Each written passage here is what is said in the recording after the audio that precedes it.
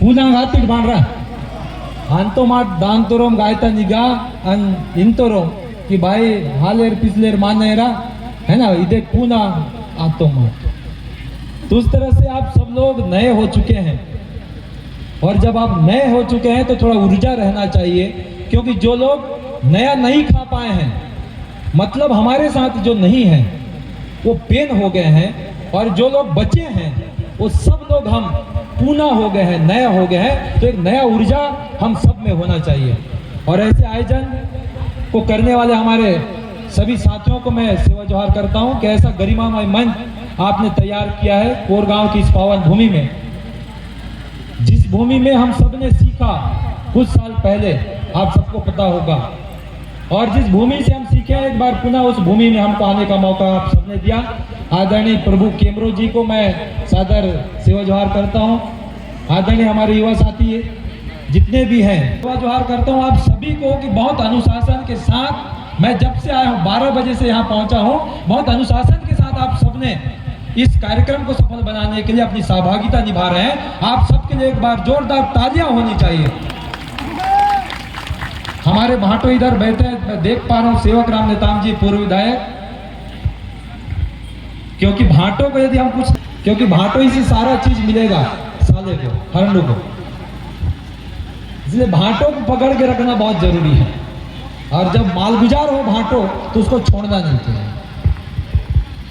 साथियों, मैं अपनी बात इस बात के साथ कहना चाहता हूं कि अभी जब आप नाच रहे थे तो सब लोगों का ध्यान हमारे नृत्य में था, गीत में था। तो हमारा जो महत्व है संस्कृति को समझने के लिए सबसे महत्वपूर्ण है गीत। जब तक हम गीतों को नहीं समझेंगे हमारी संस्कृति को समझना कठिन हो जाएगा।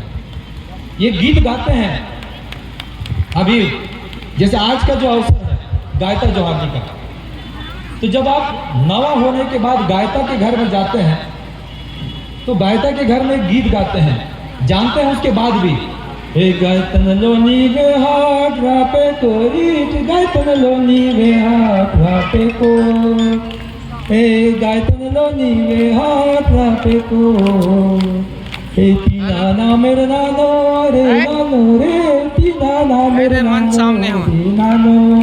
ये गीत आप किसके घर में गा रहे हैं? जब आप गायता के घर जाते हैं, ये पहले की बात है, जब दूसरे गांव में लोग नाचने जाते थे तो लोगों को पूछा जाता था कि गायता का घर कौन सा है।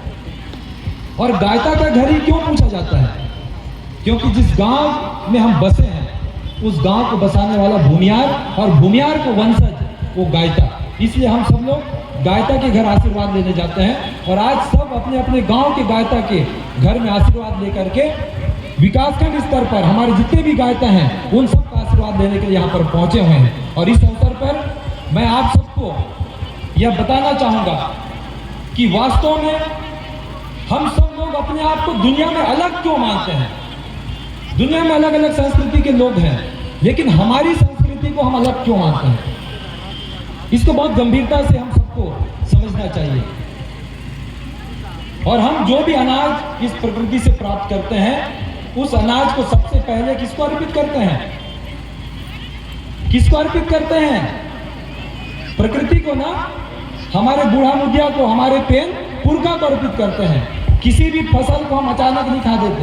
रढ़ा टाइप का, रढ़ा जानते हो ना, लकड़ा वाला, ये व्यवस्था है, इसी को तो पंडाना है, इसी व्यवस्था को बनाना है। और यही है पंडुम, व्यवस्था को बनाना, ताकि वह व्यवस्था हमारे आने वाली पीढ़ी तक जा सके, इसलिए ये पंडुम। और साथियों, आप सब जानते हैं कि नवा के पहले भी एक पंडुम होता है। अभी हमारे साथियों ने कहा ना कुसीर वाला, जब आप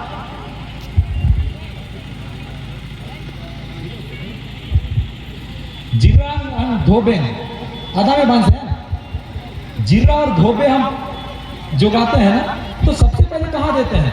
हमारे पेन पुरखा में। अब इस बात को समझिए कि जब भाजी जैसी चीजों को हम अपने पेन पुरखा में चढ़ाने के पहले नहीं खाते हैं तो अनाज को कैसे खाएंगे?